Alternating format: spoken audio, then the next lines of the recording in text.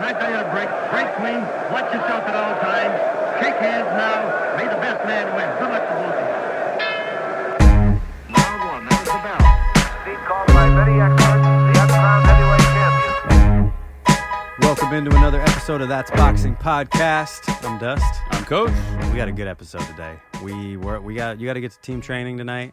Mm-hmm. I got date night. We got to get out of here, but we got business to discuss. We got to catch up, man. A lot of news, and I think the fight we both been looking forward to all year is coming up this weekend, so we got to talk it through. It's finally here, man. It's really happening. I mean, I'm starting to get really excited. Got to see some of the open workout, and man, it's really going down. It's gonna be fight of the year. I think it might be. I feel like I gotta pinch myself because part of me thinks it's not gonna happen still. Like something's gonna happen. Someone's gonna get appendicitis tonight or something, you know? And let's just get these dudes over the finish line into the first round. The training is done. The bullshit is done, and let them box. Well, let's run through the last week real quick. Janabek gets the win, as we predicted. Obviously, Rafferty gets the win. Great call. Yeah, I kind of pulled that one out of my ass, but Rafferty got it done. That's what you call a puncher's chance. He lost every minute, every round until he landed. Well, didn't really land anything significant so much as the other guy just got tired. Yeah. Shows you the power of conditioning at that championship level. Mm-hmm. Yeah, I couldn't do it anymore. I told you right before we started airing this that I put a little money on Rafferty just because I saw those braids popping, and I was like, this dude's not fucking around. He's stopping this guy. He was getting outboxed every second of every round, but it's almost like that Caleb Plant effect where you just the other guy couldn't cross the finish line. Yeah. You know, so it's like, damn, dude, he had it all, and he just couldn't finish. So I'm sure they're going to want to run that one back. I would think so. A bit anticlimactic. But what was not anticlimactic was the fight after that, Ball versus Rios. Wow. I took a chance on Ball by points, which was risky. I think plus 380 or something like that. Really, everybody saw the stoppage and almost got it done, right? He waited till the 10th round before he stopped him. He did look pretty dominant. Ball did his usual thing, threw an incredible number of punches, but not so much of a puncher looking back over his career, which is why I didn't think he'd stop him. And Rios is a very tough guy. Had been stopped, but only by really top-level competition, which I'm not quite convinced Ball is at this point in his career. And I'm wondering how you saw this fight. My question to you is, did Ball win as much as Rios lost, given his game plan? Well, I mean, it depends. If you're listening to the British commentators, then we just saw the next coming of the best boxer of all time. Jesus Christ. They were glazing this dude so hard. It's fantastic. He's breathtaking. Oh, look at him go. I'm like, take it easy. Yeah. You know, it's not that great. It's pretty sloppy and a little bit illegal sometimes. You know, he's pretty rough in there. Yeah. Rios was tough and he hung in there good, but he faded. And he started with this weird kind of absorption plan. Like, I'm just going to absorb all the punches. Maybe this fucking little fire hydrant is going to punch himself out. Yeah. And that didn't happen. And he actually came on strong. He's got Ball bloodied up off the jab alone. He couldn't miss with a jab in the middle rounds. And they're still talking about Ball like he's this destructive force of perfect violence or something. With all this British applause. And I'm just like, bro, he's fucking getting touched up right now. Like, he's not looking great to me. But then, of course, the end came, and then all the conversation is over. Ball wins by a big knockout, and he puts dude through the ropes. Luckily, he didn't get out of the ring all the way to the floor. Well, and he beat the count. Even out of the ropes, he beat the count, and then his corner threw in the towel. Yeah, dude, what a fucking warrior. Probably the right decision, but I agree with you. I thought that was a weird game plan. I thought he had interesting defense in terms of his high guard, and he was getting lower than Ball. He was actually ducking under shots, which was crazy because Ball's 5'2", and I think he's right. Rios like 5'7", 5'8". Yeah. But yeah, he looked like they'd seen something on tape, like he was going to gas out. But if there's one thing you can say about Ball, it's volume. Second thing you can say is consistent volume. He does not stop. And uppercuts. And if you're going to just be crouched over your front foot in the Mexican style, you're going to be getting uppercutted all night. Good point. So if he had corrected for that part of his game plan and been a little more educated behind the jab, which is what he was doing in the later rounds, I think Ball would have won the decision as predicted, but wouldn't have come close to getting him out of there. But because he just absorbed so much, he was brutal, fully beat up, man, like completely beat down.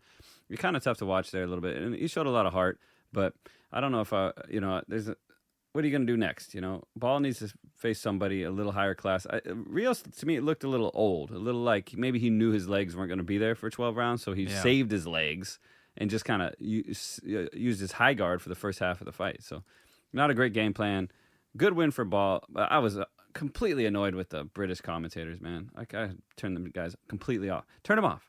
Put it on mute. I don't want to hear this shit anymore. I second that. I was texting you about it. Like, this is such like, and they're honestly, their judges are low key the same. Like, something about British commentators with British fighters. It's just, I mean, maybe because boxing is still so like embedded in their just like culture and how it's such a big thing, but they are just like blinded. And it's to the point of just like unprofessional. It's like, stop. Like, you're supposed to be calling the fight, not calling Ball's fight. Yeah. You know? Yeah, and they weren't even talking about what was actually happening. They were just talking about how great he is and, how A handsome he magnificent is. double uppercut. And then he'd get, anytime momentum would swing, they would like downplay it. Like, oh, some decent shots there for Rios, but really no chance here. Really no point in putting up a fight. Okay.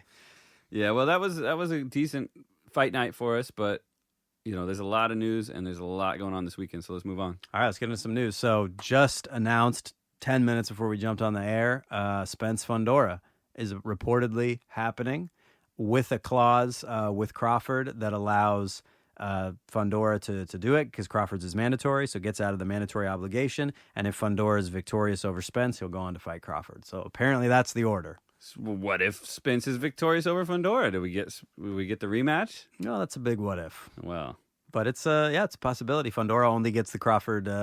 Actually, I don't know if it's a payday. I was gonna say the Crawford payday. I don't know that you make more fighting Crawford versus Spence unless Saudi is involved. yeah, well, I think Crawford is pretty ingratiated with the turkey, so hopefully he can True. keep that money train rolling. Well, Fundora two fights lined up if he is victorious, so that's a cool announcement. Other announcement: David Benavidez is fighting David Morrell.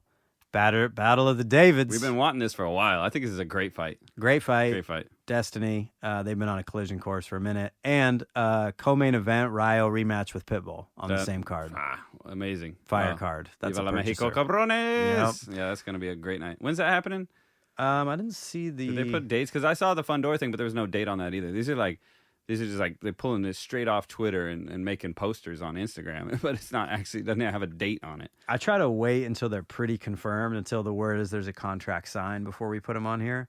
But I know the Benavidez fight is early 2025. So that makes sense. Yeah, so we'll see when that really gets done.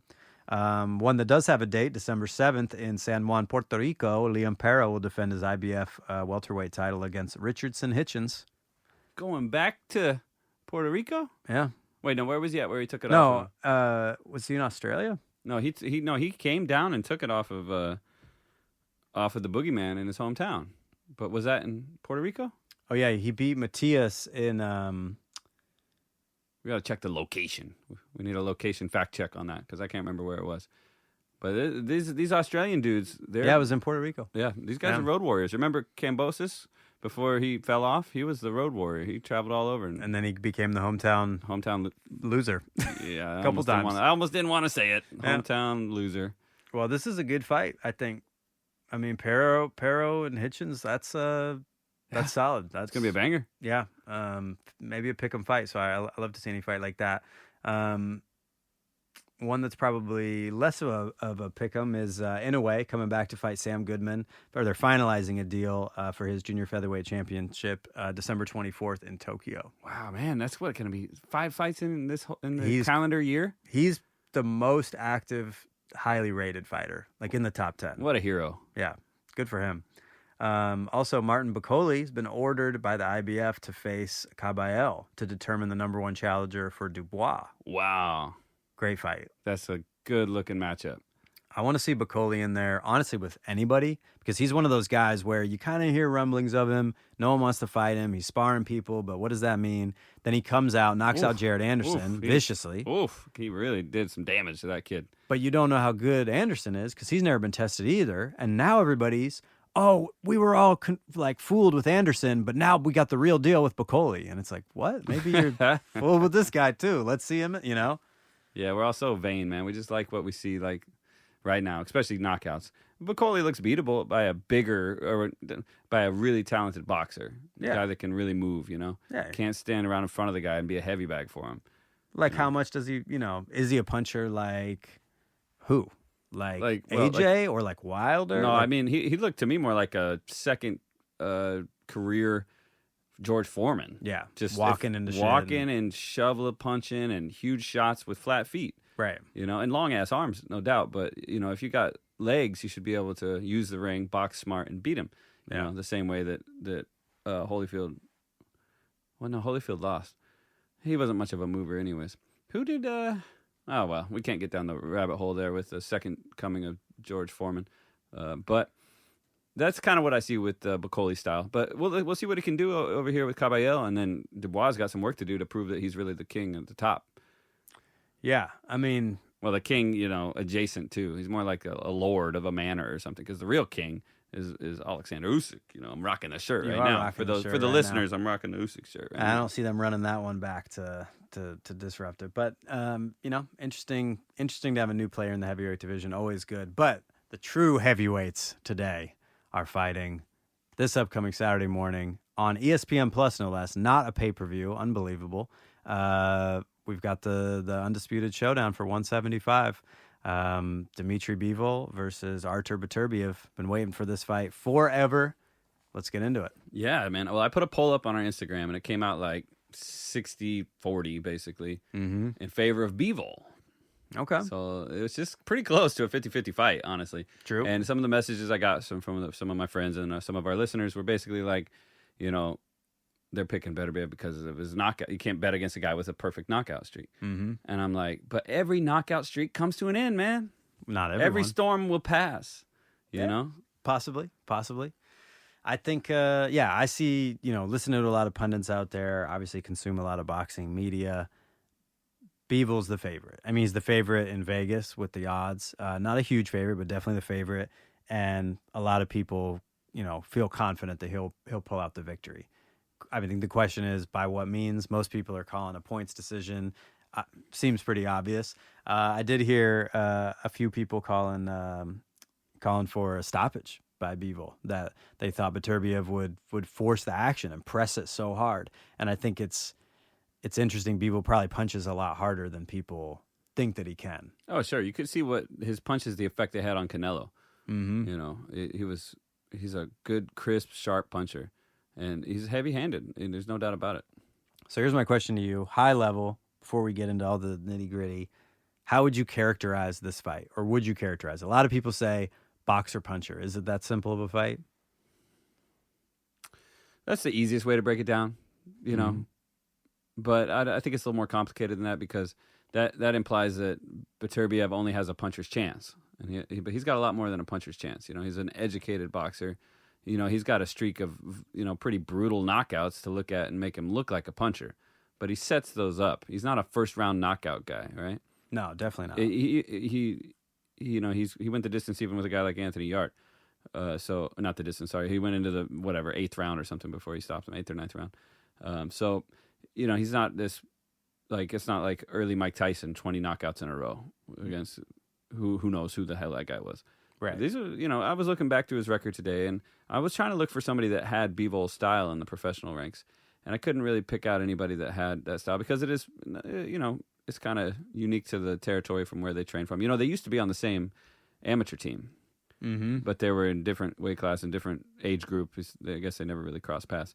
Did you see the face-to-face? The tabletop? Oh, yeah. Bro, it was the driest.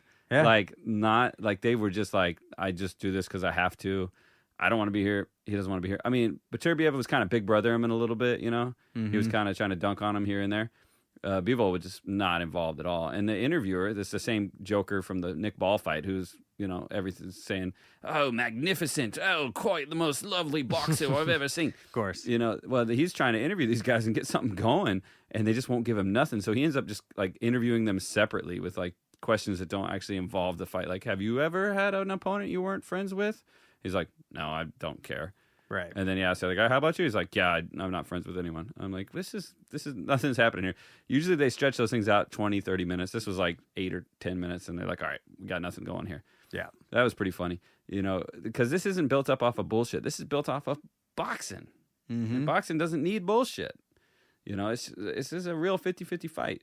But you want to know who I'm picking this week? Hold on. Let's tease it out here a little bit. We'll get into it. I'll let you think about it for a minute. I want to talk through the narrative, right? Because I think you touched on some important things there, right? So a lot of people peg Bivol as the in and out defensive mastermind working the jab, and I think that's spot on in terms of this fight, right?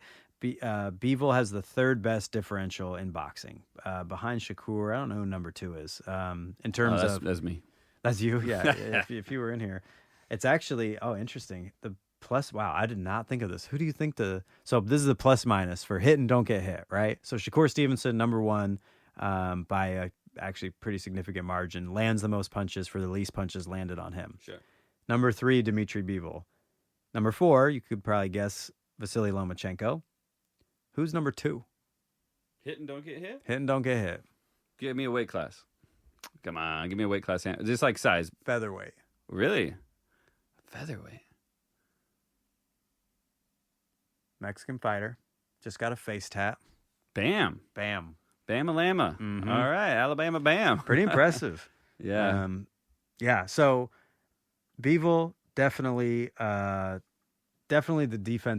more defensive fighter, but the puncher side, and again on Bivol, average jabs thrown and landed, jabs landed, he's number 1 at 8.8 jabs landed per round. So he's a jabber. You can see the movement, you can see the defensive prowess in him. Clearly, his game plan is to not get hit by sacrificing his offense. He's comfortable. He throws one of the lowest numbers of power punches of any boxer in boxing. So he doesn't just use the jab; he only uses the jab. Right. That can be a misconception because there's lots of different ways to use the jab, and some of them can be pretty fucking powerful. When you get that Bivol bounce going and get your whole body weight transferring front to back, right foot, left foot, right foot, left foot, and you land with all your body weight on that jab, then you're stiff. It's a good stiff jab. It's a 175-pound jab laying right on your face. Yep. So it's not like he's flicking the jab. He's True. dropping that jab on you. And the other way, obviously, to use the jab is to set up other shots, which brings me more to Beterbiev, who is also in the top 10 of jabs landed per round, which I think you've seen that development in his game over the years, where he used to kind of just bludgeon people, walk them down. He jokingly after he knocked somebody out, he'd always say, "I want to be a good boxer one day." Right? He still says that. They asked him what would it mean to beat Bivol, and he said it would mean I'm a good boxer. Right? It's pretty cute. But he's using the jab to set stuff up. So I think he's become an educated boxer over the past really 2-3 years. You've seen his game increase where he throws a lot of jabs. His jabs set up his power punches. He has, in that way, I think, more of a diverse offensive toolkit than Bivol does. And he's gotten really good at cutting the ring off. And when you talk to his sparring partners, the one thing they always say is, shit, it feels like the ring is getting smaller every second you're in there with him. And that's the story of the fight to me, is can Beterbiev control Bivol's natural style, which is to have nothing behind him and use his fast twitch to judge of distance to make you hit air. Yeah. Speaking on Beterbiev's jab, he likes to throw and often throws like a gazelle jab. Mm-hmm. Where he leaps in, he leans on the front foot and then kind of skips in with the jab that closes the distance. But it's a one-way jab, right? Like Bivol's jab is an in and out. So when you try to counterpunch it, he's gone. Right. With Beterbiev, he comes in behind that gazelle jab, and whenever happens, if you defend it, if you try to counter it, he's in your face right afterwards. So I think if Bivol, is able to use his footwork to deny that gazelle jab, because when you land off a gazelle, you're flat-footed and ready to brawl. Right. So I don't see Bivol like getting pushed back into a corner and hammered on. At least in the early going. There'll be moments, I think, in the crowd, and all of us will probably get up and start screaming when he gets backed up. But he knows how to fight enough on the inside. It's not what he's famous for, but he's savvy enough to survive in there. I find it interesting that Beterbiev relies on that particular punch to close the distance, because that's how I've always used it in sparring stuff, is to because I'm frustrated that I'm short and I got short arms and I got to get from point A to point B without getting tagged up a million times. But Beterbiev is actually going to have a 1-inch reach advantage, which is crazy because he's 5'11" and Bivol's 6 feet. So he's an inch shorter, but he's got a +inch reach. But he doesn't play that style, and I think he has this interesting herding kind of style. But that's where I've seen the evolution of him, where he throws these power jabs, maybe on the left side, on your right side, that kind of herd you in the corner, but then he clubs you with the rear hook, and then you kind of get pushed around, navigated where you don't know which direction to go because both hands feel like power punches. Yeah, he looks like a nightmare dude to have to box. You see the open workout. He's doing all his tricks, all his viral workouts I live. hate how many people reposted that wrist thing. I know. I was thinking, Like, bro, what's this got to do with boxing? I mean, yeah, the guy's in great shape and he's got good, strong wrists. did you try it? I jumped down right then and tried it. when I I've seen saw that. it. That video came out originally, went viral like a year or two ago. Yeah. We were all doing it in the gym. It's fine. Bivol Like, does one that went viral too, where you push the heavy bag with your Yeah. palms, with the back of your hands, with your knuckles. You just kind of bounce the heavy bag. You don't do your whole body weight, which is probably a little bit better for your elbows and stuff. But I mean, he's just showing off. He did a headstand. And Yeah. he got out the reflex ball. I thought, it was a little, and then I saw one clip of Bivol just hitting the mitts with his big, like, spaghetti arms like he does. dude, his mitt work just looks so crazy. Yeah, but you can see that working on timing of body weight transfer to punch, body weight transfer to punch. So when he lands, it's a solid mass Right, with it's all that everything. body weight. And that's the style that's built on that style. So if he can get set down flat-footed, that's when Beterbiev is going to have the advantage. So this is really a battle of footwork. Let's say boxer puncher maybe, but let's just say it's going to be a battle of footwork and who can control the ring with their feet. I like that. Okay, well, let's get into categories. Who are you giving it to between the two? Speed. Hand speed or foot speed or overall speed? Overall speed. Jeez, man. Until we see them in there together, I don't know. I don't consider either man slow, Yeah, so I'd say that's a draw. I agree with you. I think most people would just fast reaction be like, oh, Bivol, because he moves around so much. Yeah, but And that it's doesn't mean he's fast. exactly. Yeah, so 50-50. Power. Easy. Beterbiev, yeah. Beterbiev. Defense. Bivol. Footwork. It's a draw just because of what we just talked about. 50-50. How about IQ/experience? Well, you have to say, I mean, just solely based on the Canelo fight, that Bivol's been on a bigger stage. He's fought a better boxer. Oh, quick aside. Did you see Beterbiev's top 5 in the sport right now? He No. put Canelo over in there, like Over. in his pound for pound. He's Good like, for him. That's pretty he's funny. like the He's guy trying that to psych you him beat. out. Yeah, Yeah. I think there's a little bit of big brothering happening there. He's psyching him out. But okay, back to your question. Yes, I think Bivol has more high level experience, but they do have a lot of common opponents, or at least Joe Smith Jr., maybe a couple other ones. But amateurs about the same, a couple hundred fights each. Yeah, so interesting on BoxRec amateurs. That's odd. Those are always wrong. I know, but well, it's, okay, go ahead. well, just gonna say, like you said, pretty equivalent, right? 87-7 for Bivol, 85-10 for Beterbiev. I will say, I think Beterbiev's level of competition, both in the amateurs, so interesting. He fought as a heavyweight. He in fought the amateurs. Usyk. He fought Kovalev He too. beat Usyk and Kovalev. All right, also lost to Usyk a pair of times. But then, in his pro fights, I think he's on a bit of a tear relative to Bivol, who really stepped up with the Zerto win. Mhm. And, the win over Canelo is good, but in a way, right? But I don't know.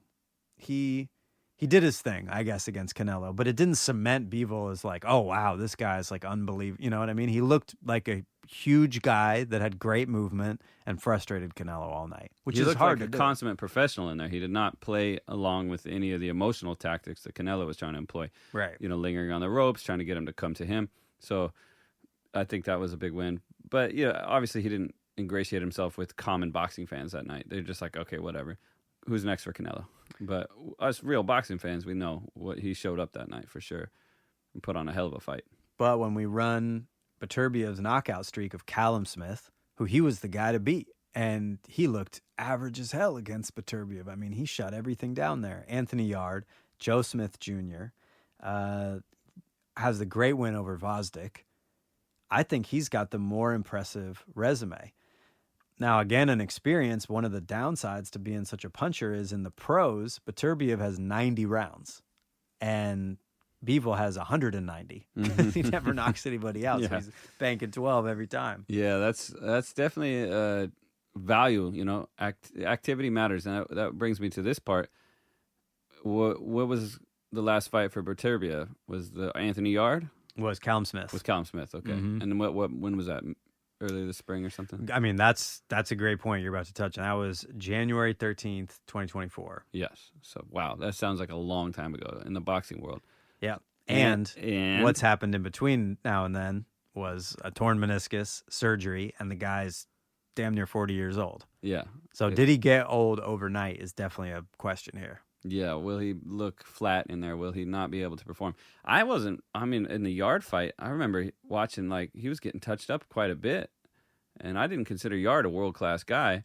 And, the guy got him out of there. Beterbiev got him out of there eventually, but it wasn't a pretty showing. No. And I think if you're going to get touched up and a little bit frustrated by a guy like Yard, well, you're going to have a lot of trouble with a guy like Bivol. Mm-hmm.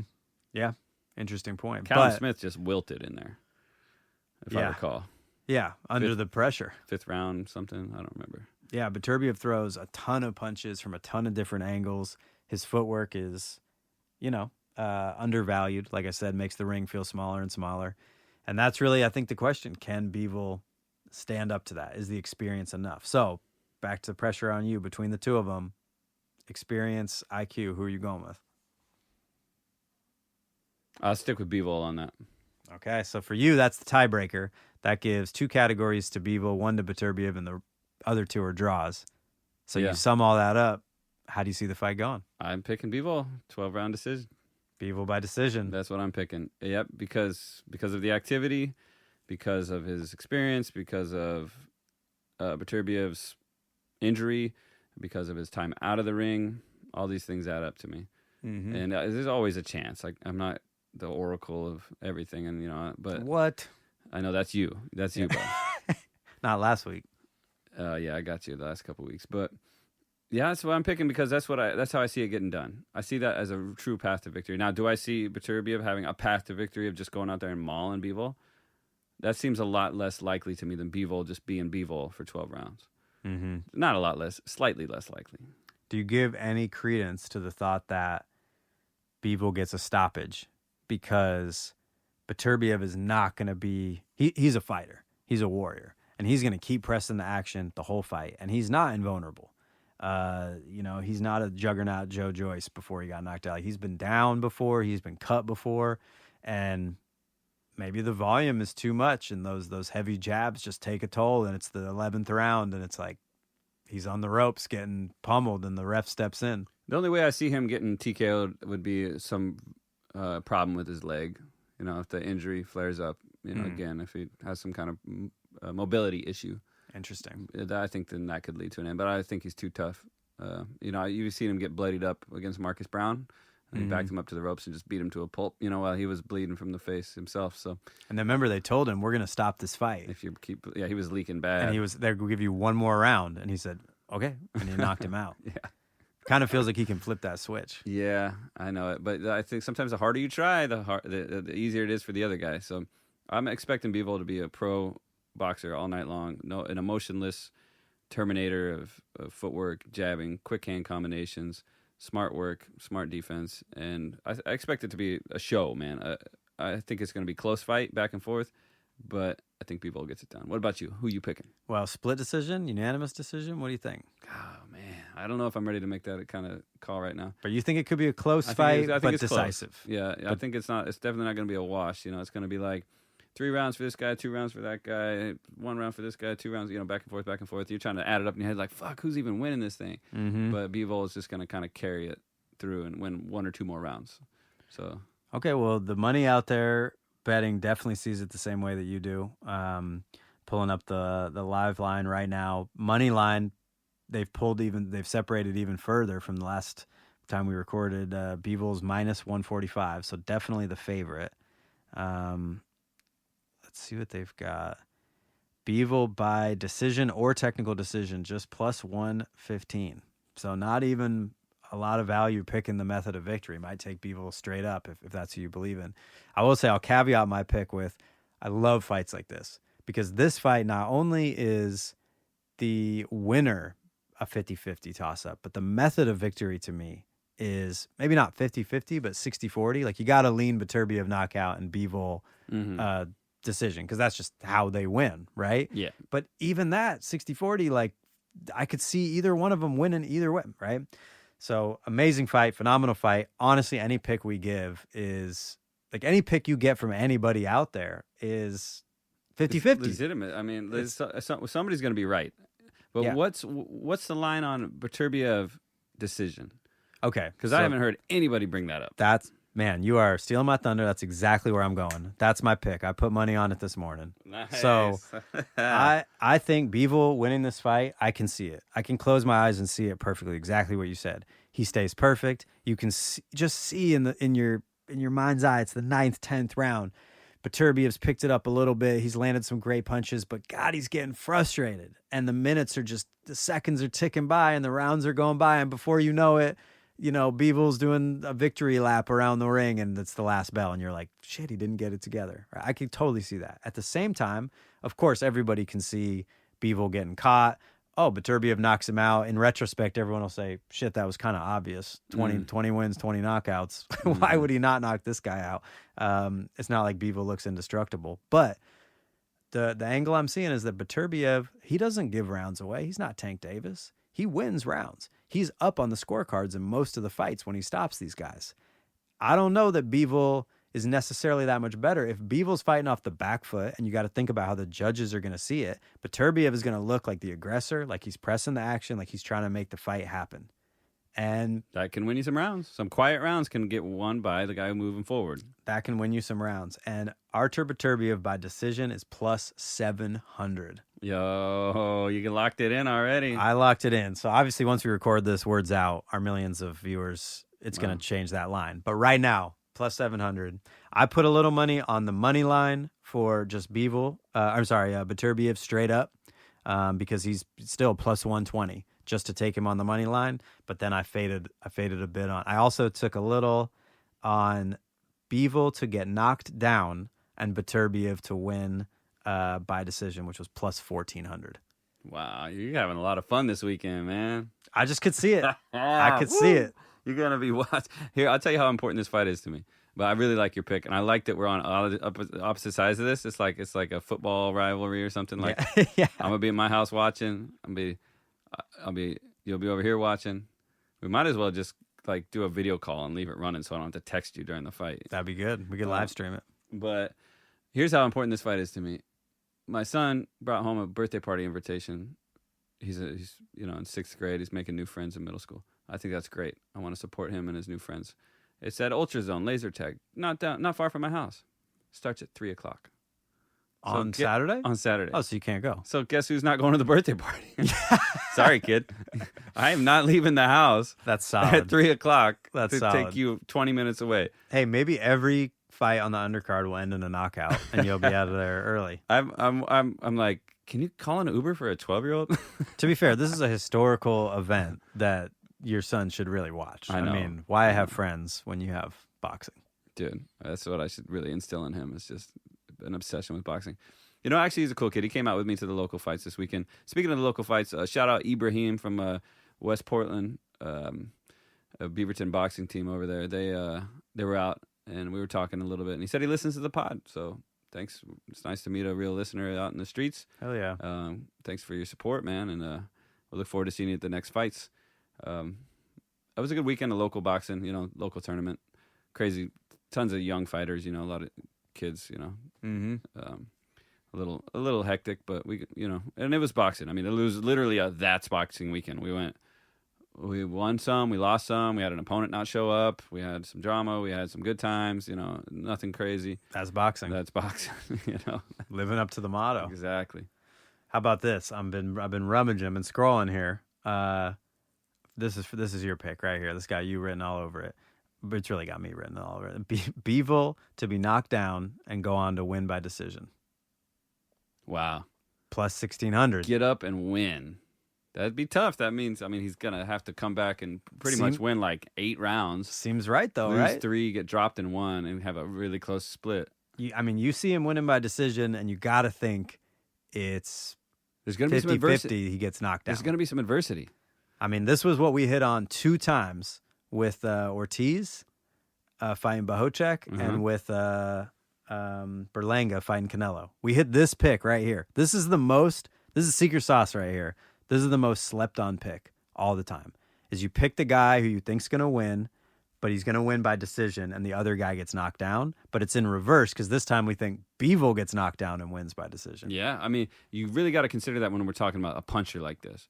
But this ain't no bum. This is a guy who's been around. You know, he's gotten hit before. He's fought dudes similar to this before. He's been hit by pressure fighters, and he's had to get up. Who knows what's happened in the gym? He might have had to get up off the canvas a couple times in the gym. So, but you just brought something up that we didn't talk about in the news. The main support for the heavyweight showdown is Madrimov Bohocuk.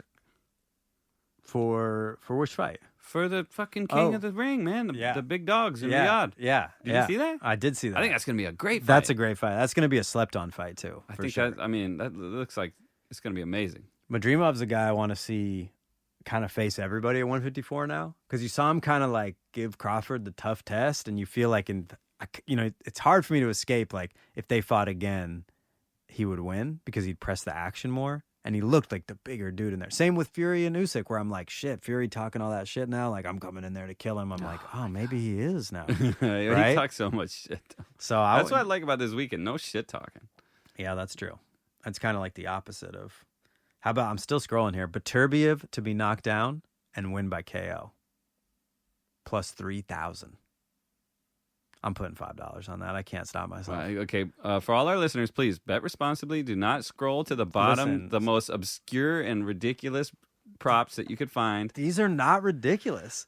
Listen, there's a reason it's plus 3,000. A lot of stuff's got to happen for you to hit. But one of these guys getting knocked down and then the other one winning or them winning, like any combination of these things is so possible to me because you got an insane puncher, right?